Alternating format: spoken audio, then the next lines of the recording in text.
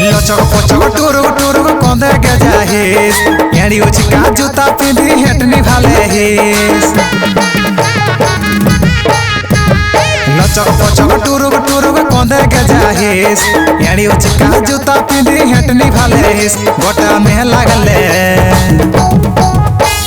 में लागले तो ये बेसी सुंदर देखाहिस अत नंबरटा देनो काहे भाव देखाहिस गोटा में लागले तो ये बेसी सुंदर देखाहिस अत नंबरटा देनो काहे भाव देखाहिस काना चेटा तेरा रकुल कंदे भले हिस